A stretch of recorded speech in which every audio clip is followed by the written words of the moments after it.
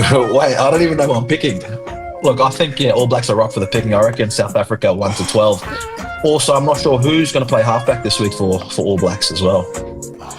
Oh, that's right. Mate, panic stations. They're panic stations, Yeah, bro. that's true. Fuck. Now, before we get started, make sure you like and subscribe and turn on that bell notification so you know when we upload. Goeiedag and welcome back to Rugby Heads, brought to you by the Pig Athletic Club, where we cover all things in the world of rugby. My name is Sione, and joining me is the Great White Shark, Laione Falini, and the Fijians' best kept secret, JT. Coach JT, welcome, mates. Welcome, boys. How are we? Nice tops there. I believe we're on the Aussie, well and truly on the Aussie bandwagon. If you haven't already, make sure you hit that like and subscribe button and cop some Rugby Heads Australia merch. Link down below. Now, let's kick things off with our top performer of the week, Freeney, who caught your eye this weekend. Tyler Campbell Oh, from the mighty Bond Bull Sharks. I mean, you know, he looks like a prop in a center's body, you know, playing in the center sometimes. But mate, had to be my man of the match of the game yesterday. Fucking stoked for him, and you know, like Dan Boardman, Dill, those boys have plugged away for a while now, and fucking got the chocolates, baby. yeah. Freeney's referring to the Queensland Premier Rugby competition, the club rugby competition in Queensland, which Freeney has also won. So yeah, must be nice. I also won. Humble. Yeah. Humble, mate. But JT, who stood out for you this week? Mate, well, I'm wearing the jersey, so I'm going to stick to them. The Wallaroos, mate, wonder kid, Caitlin Hulse. Oh, yeah. She could be performer of the week this week and for last week as well. She's been that good so far in the tournament. She scored 2 tries and set up 2 tries. The second try that she set up to Desi Miller, she threw a 20-meter like bullet pass, and it hit her right on the chest. Yeah. And Desi still had a bit of work to do, but she got the try. But I don't reckon there'd be anyone else in that team who would have made that pass. That was unbelievable. And then her 2 tries, her second try were also as well. A lot of people, you know, in that situation would have sort of panicked, passed the ball, but, you know, she threw the dummy, went through, scored the try, gave it the old, you know, I'm here, announced herself to the crowd.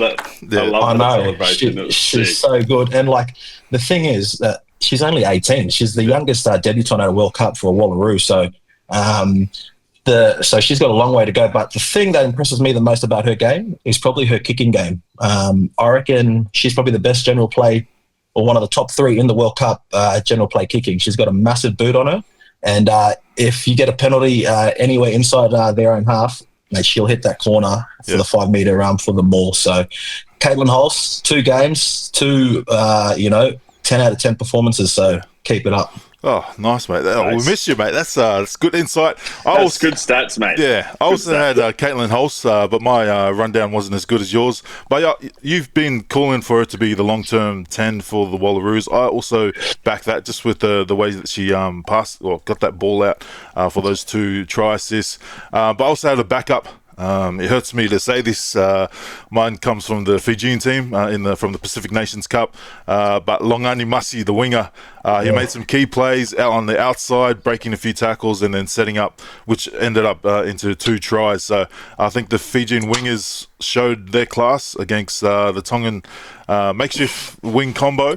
And I think that was the difference on the weekend. So shout out to the Fijians and Nems. Sorry, I've been tagging you in everything before the match, and then I haven't tagged you in anything or replied to any of your tags of mine after the game. But yeah, I see you, mate. So shout out to them. But try, no try, something that was offside or something that was play on, Freeney? My try goes to Bond winning, so yeah, we'll move on from that. No try goes to our little chief pig, aka Lepoa. I forgot about him. Who's been on tour in Malaysia for the last week and taking over our IG and just not learning. Oh, I forgot it was not on Close Friends Again ones. And look, if you haven't been on tour, it's pretty niche, some of the stuff you see, and I guess Yeah, seeing a 38-year-old man dressed as a pig, and people pretend to suck his cheeks is a bit weird. So, sorry, Johnny, I had to snitch on you to Sione. I was going to remove it myself, but I thought, nah, I get Sione to do it. Yeah, mate, it was up for a few hours. Did that pig have a smoke coming out of its mouth as well? I think so. Yeah, especially doing that in a Muslim country, in Malaysia. I know they love pigs, but True. mate, that's taking it to another level. But yeah, that was I really forgot about that. That was me really, because I saw it was up for a few Yeah, I can hours. see how angry you are. I woke up and it was up for a few hours, and I'm like, oh, no. I'm resharing. I had to snitch. I'm resharing Rugby World Cup stuff for the women's, and the next thing, Johnny's resharing or posting up boys, grown men sucking costume pig tits. Anyways, we'll move along. JT. Sticking to the World Cup theme, the Montesina. Over the weekend, they versed England. Everyone sort of knew the result that was coming, but just after half time, they were down about 40-odd to nil. They got the penalty in front of the sticks, and they chose to take the 3 to get their first points of the tournament. And what impressed me the most was after they kicked it, the celebrations that the girls showed. It showed how much it really meant to them. And also one of the other good things as well, it sort of panned out to the crowd, and you see people in England jerseys celebrating as well, so getting right behind them. And then just the way they conducted themselves after the game as well, getting in a huddle, sharing a prayer or song and dance. So they're really there with the vibes. So wish them all the best for I think their last game coming up against USA. Hopefully they can get a try or a win. Yeah. To finish up. I see you, Tony. I see you, Tony. The Wallaroos need them to do well too, so they can sneak in. So we'll see who gets that that last is true. spot. Yep. And then my other try is the Southland Stags winning the Ranfurly Shield after 14 years. It's been a tough decade or so for them. Going seasons without a win, but they finally got the Shield back down south in Invercargill. So there'll be celebrations all week. And then that leads me to my no try. It goes to Canterbury for taking it off them next week. Whoa. Wow, bro.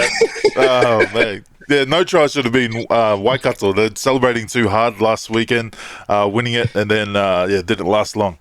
I think... Is it like the Bunter Bowl? Same thing. Yeah. Who's got it at the end wins it? Yeah. Yeah, let's see. Shout out to them. My try, I only had a try. It was Freeney glazed over it. Bond winning, but most importantly, the coach, Coach Hino. People in Queensland know who he was, who he is, and people at UQ, I was under him. He didn't select me a lot. I realise now why he didn't select me once I've retired. But he did the Sorry, same. I laughed too hard then. He did the same at UQ before he got to UQ because he's a Jeeps man. Before he got to UQ, UQ were in similar position to, or probably even worse than Bond. And then it only took him 2 years as well. I believe this is second year at Bond, and then he started the championship dynasty that he did at UQ, and then it's good to see him do it to Bond as well, to a few of our boys getting a taste of the championship. So shout out to the club. And shout out and good luck to all the bouncers out there during this week. Okay, now the Rugby Championship is back after a week off. We'll start off with the game of the round. Nems has called it. I think he's staying off this week, so he gets a break from the heat because TikTok's still going rife. People calling him names, all the Kiwis. But I'll start with you, JT. All Blacks, Springboks, Eden Park. Key matchups, and we'll finish off who we think our predictions after. Oh, look, I can't wait for this one. I've been waiting for this one all year pretty much. And then just to top it off, the All Blacks are coming off a loss. The New Zealand media are into them. They're just smashing them in the papers and the press. So bad, eh? I know, it's crazy. They're all turning on each other. And they've got injuries everywhere. Everything is ready for a South Africa victory, but you can't underestimate the All Blacks. They're a different beast at home, no matter who's playing. I'm not sure who's going to win, but what I'm looking forward to is the battle of the back row. I think Kolisi and Peter Steph du Toit will be back.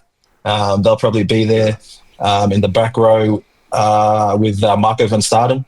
And then they'll be going up against, you'd assume, Ardie Savia, probably Wallace Satiti, and Tupou Vaa'i. So I think whoever wins that forward battle it'll definitely go a long way to winning the game. But just in terms of the back line, I'm pretty interested to see. I hope Leroy Carter gets around. I've seen he's in the squad, and I just think, Rico's been a bit out of form lately. And the ABs, I think he's played every Super Rugby game and every test this year. So I just think, give him a spell, and we'll try someone new. So that's what I'm looking forward to in the back line, and then the back rows and the forwards. So, yeah, that's my prediction.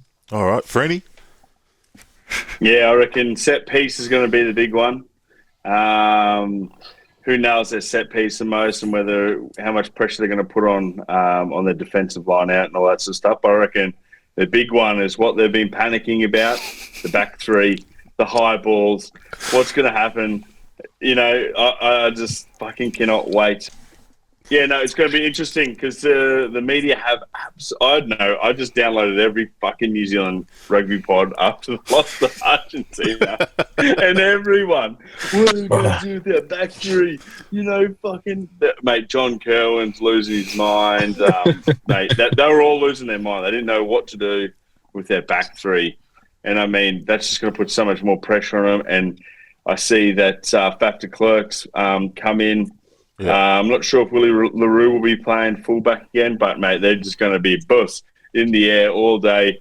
And our little boykies on the wing are going to be running straight at them, mate. And they're going to be taking the eyeballs. It's amazing how their wingers win nearly most of their the high balls. They're so small, but they managed to win it. But how the thing that baffles me, right? New Zealand have always been that team that does those extra skills. Those skills have always been such a fucking massive point of difference between them and everyone else. And especially a very valid point was when they were saying about how Sevu doesn't get up and Rico didn't get up, and it's just Will Jordan doing bulk work. You'd think that they'd be working on that a lot.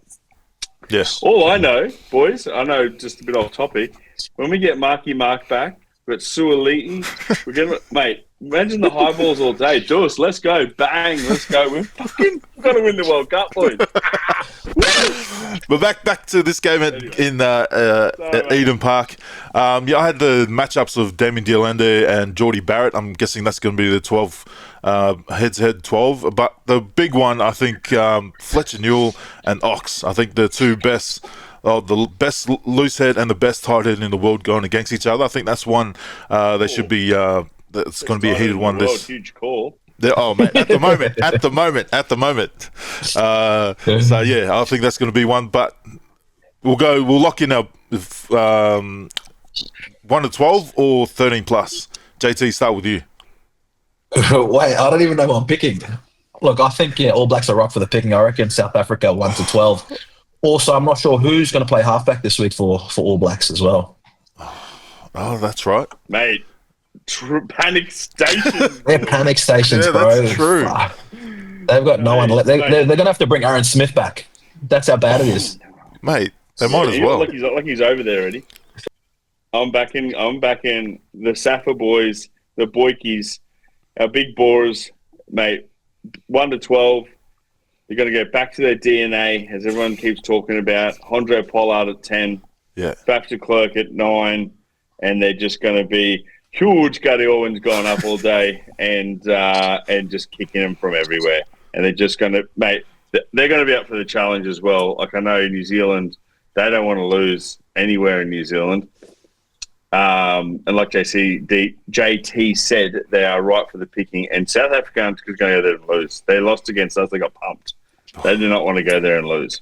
I think they've had one eye on this game this whole tournament, and which is why Wallabies caught them off guard. Look, I know the Wallabies played well that first game, but I think South Africa were looking to this game here for their big upset. So yeah, it'll be a good game. I can't wait to watch it. All right. I think how New Zealand will win is if they play that dynamic footy, and if they muscle up and they don't get beaten in that with the forward pack, they've got, mate, they can score from everywhere. But I just think, if Safa play that squeezy test match footy that they play where they just squeeze them out 3 points back, let's just keep doing that stuff. I reckon they could be in trouble. All right. I'm going against the boys. I would have gone All Blacks. Sneaking in. I think Rico needs to start just to have that little, just the niggle side, bullying him a bit, and then bring Leo Carter off the bench for the little impact. But yeah, mate, it's going to be a tough one. Make sure you let us know in the comments who you think's going to win, and should be a tasty matchup. Now, I know I said the other games were the game of the round, but this is the actual game of the round. Over in Perth, Wallabies hosting Los Pumas. Los Pumas are without Albinos for this tour. Wallabies are out with Tom Wright for the rest of the season. JT, key matchups and predictions. Well, yeah, that's the thing. You mentioned that Tom Wright out, so the question is probably going to be who's going to go to fullback. I'd love to see Suali'i there, but I don't know what you guys reckon. I'd love to see him at fullback and Paisami to 12, pushing Ikitau to 13, just to see how that goes. But obviously inclusion as well of Big LL Atoa back and Pete Samu in the squad as well. So good to see him there. Skelton, he's been sent back to France, back to club duty. So I hope Lucan Salakaia-Loto gets a start, and I think his matchup with Pedro Ribiola will be one for the ages, because he was outstanding against the All Blacks last week. So another person for Argentina is Pablo Matera. He really stood up as well last week. Just his aggression and just over the ball, he's just a beast. So I think this is shaping out to be another good game. You know, we said it earlier. This is one of the TRCs of the ages. So I'm still tipping the Wallabies at home, 1-12. So that's my thoughts. Fernie? I reckon I'd like to see Jorgensen at 15. Imagine him returning some kicks. He's got an okay kicking game, but I reckon he can do a number at 15. That's just me being biased and wanting him to run the ball more. But I reckon it's just going to be the battle of the scrap.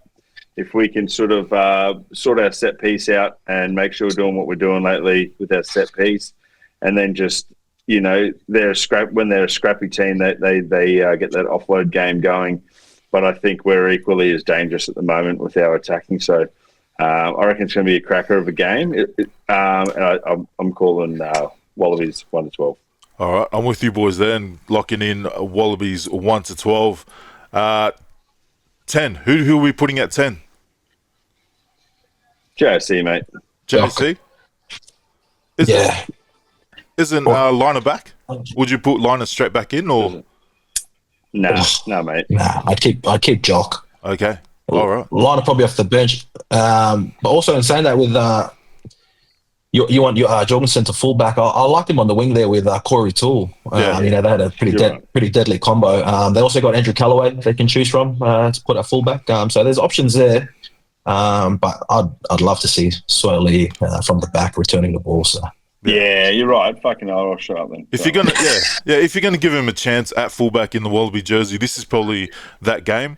Maybe we'll see what happens. We'll see what Joe does if he's watching this podcast or not. Well, not only that, we've got enough depth at centres. Like, you can just slip over Ikitau to 13. Yeah. And and you got Paisami. You've also got Dalgunu. Oh. There's some options there. I think. Sorry, I was just going to say, has Fluke joined the squad as well? Yeah, he's been training with the squad as well. Yeah, I think he's in the squad. Yeah, so there's another option there. He played decent yesterday. Yeah, well, we'll see. And let us know in the comments. Now, let's get to the Rugby World Cup over in England at the moment. JT, takeaways from round 2? Takeaways, mate. How good is South Africa? Yeah. Upset of the tournament. They ranked 13th. They beat Italy, who are ranked 7th, and they're no easy beats. So they've come a long way from the last World Cup where they didn't win a game. I remember they lost to Fiji in New Zealand in that last World Cup. So they've come leaps and bounds 4 years later, and led by Libby Janse van Rensburg at 10. She was amazing, setting up the tries and keeping them in that game. So what impressed me the most as well was after the game, the way they're celebrating, the South African chants and the dancing. It was awesome to watch. So a real memorable World Cup for them. And they've qualified for the quarterfinals now. So they'll probably take on the Black Ferns in the quarterfinals, but we'll see how that goes. Also, just another thing, takeaway just from the Wallaroos performance, I just thought The discipline was was pretty bad in that second half. I think they gave away 6 or 7 penalties in their first 20 minutes after the halftime, and that's what got USA back in the game. The Wallabies should have really blew them out of the park by 20 at least. But just that ill discipline, that's going to cost them, or it's going to hurt them in the long run. But hopefully they've done enough with their for and against to get through to the quarters. Another shining light for Black Ferns, Braxton Sorensen McGee, playing well as well. 18-year-old, scored a hat trick, and she's just playing like a veteran at these days. She really played well. But other than that, it's been a good World Cup so far. Just back to the Wallaroos again. Sorry, I just think that they need to get Maya Stewart involved a bit more as well. She's been quiet the last couple of games, so I don't know whether it's off set piece or getting her to run the ball a bit more, come looking for the ball. But yeah, that's just my opinion. Yep. Freeney, any takeaways left after JT went all out? No, mate. He's pretty much my time to shine, boys. Yeah. Mate, I had the same with the box women. I think they're big improvers since the last World Cup. They went close against the Wallaroos last year in the WXV2. And, mate, USA coming back. JT already touched on it. Wallaroos really dropped the bag there. Penalty after penalty. And just there's so silly penalties as well, just like being offside. And offside, back-to-back offsides as well. So it's just little penalties, mindset sort of penalties. But my standouts, Georgia Miller, always have to call her out, mate. She's just in another level. And Portia Woodman, mate, some of her, it's just literally like watching Jonah Lommel again.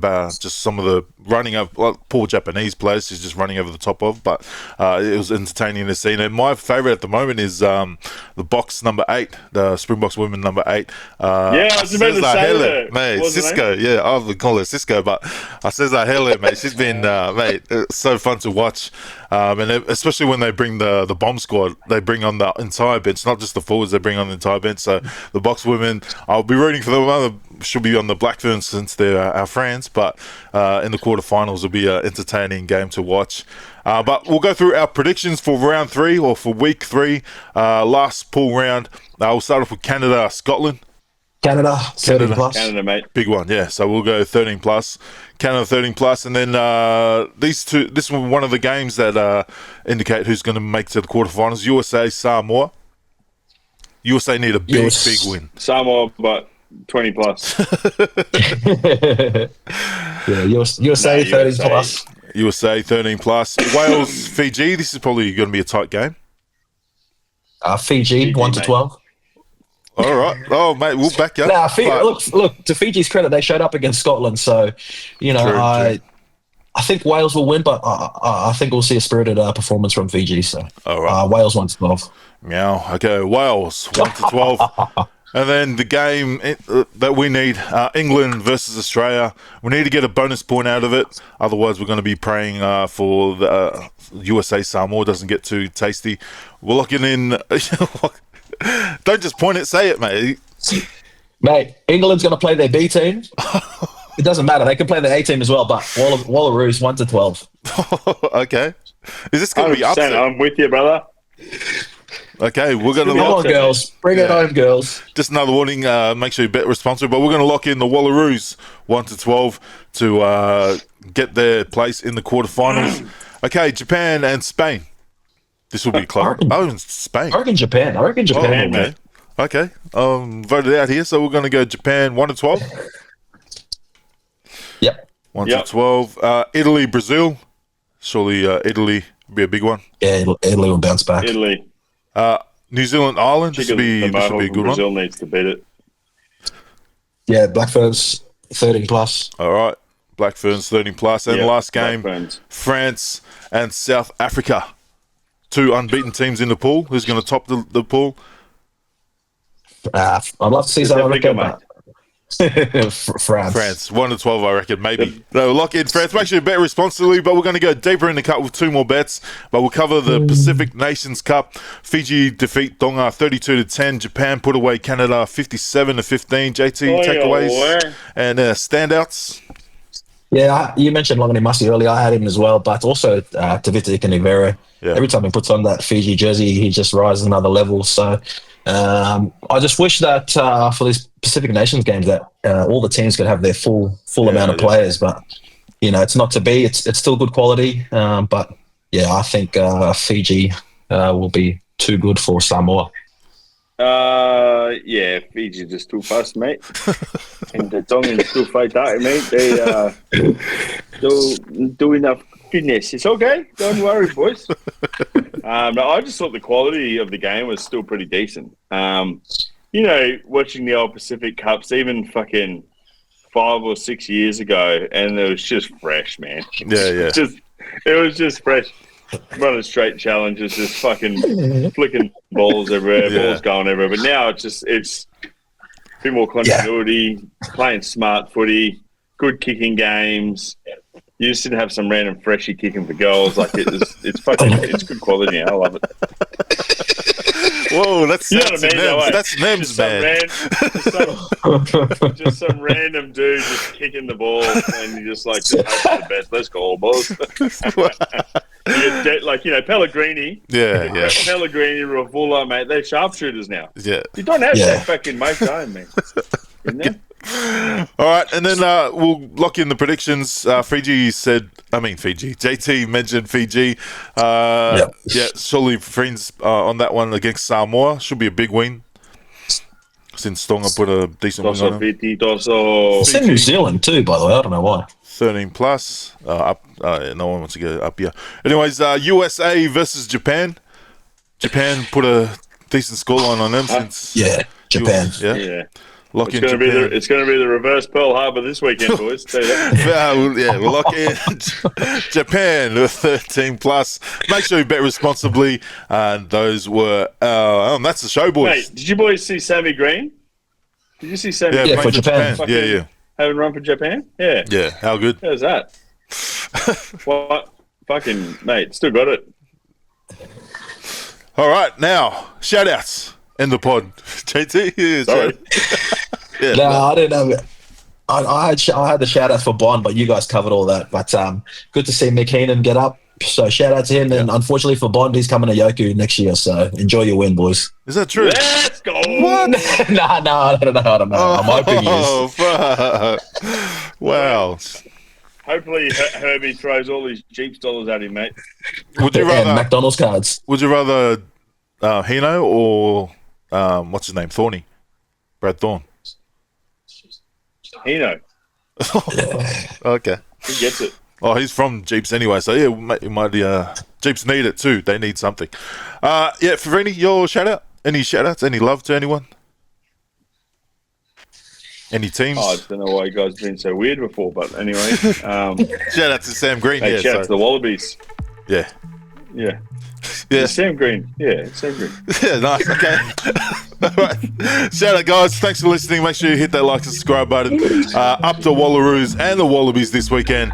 And make sure you bet responsibly once again. Sneaky fiver will do. Thanks, boys, for calling in. And we'll see you next week. Laters. See you guys. Thanks, boys. Why are you guys so weird? All right. See you, mate. What have I done?